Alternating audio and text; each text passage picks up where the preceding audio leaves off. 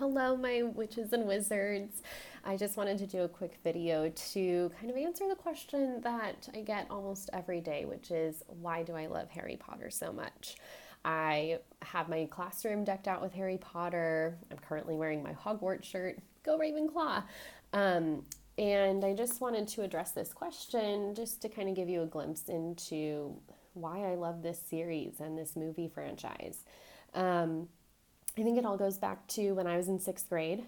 I remember waiting for my dad to get home from work because he usually worked late nights. And I was sitting in our living room, and he walked in the door and he brought me Harry Potter and the Sorcerer's Stone.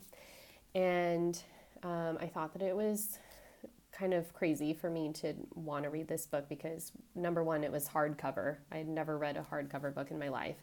Um, and also it seemed like a grown-up book in my mind. Um, I always liked reading. I remember going on trips as a kid to the library and picking out a couple books to take home and read that week. And I don't know why, but I was hesitant to read this. And then I remember just sitting and reading through the first few pages, and then before I knew it, an hour had gone by and I was into chapter three. Um, I think I fell in love with it because Harry is this kid who just has everything stacked against him. His parents are gone. He's living with an awful aunt and uncle and cousin that are just insanely crazy. And then all of a sudden, this like opportunity falls on him, um, and he realizes that he's a wizard, and it opens up this completely new world to him.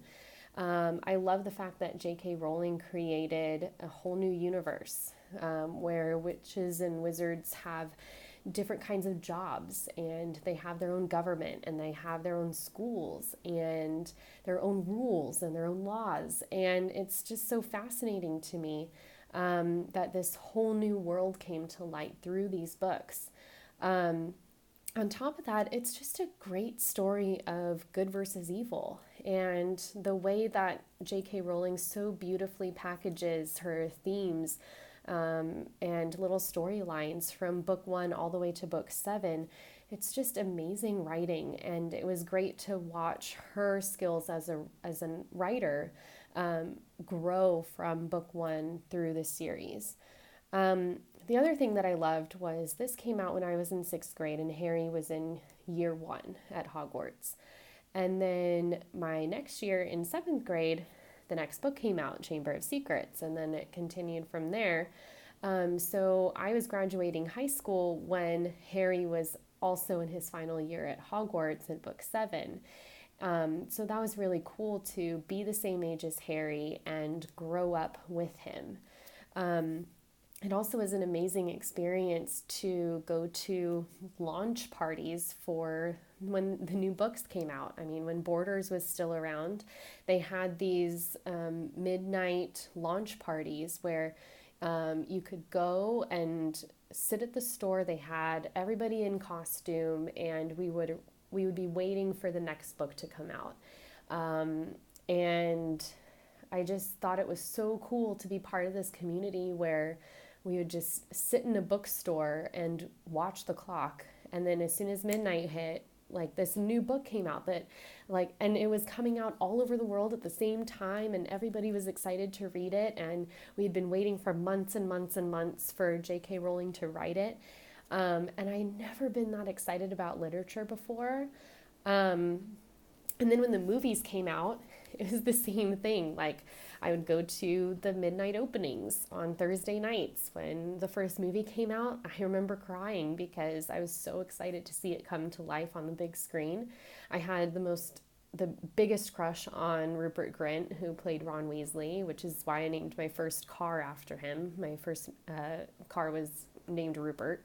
Um, and ever since then, I've just kind of loved embracing that part of my middle school and high school years, and I want to keep that alive and fresh, and that's why I surround myself with it every day, and that's why I continue to try to get my students to love it as much as I do, because I think that it's such an amazing, amazing thing to be a part of.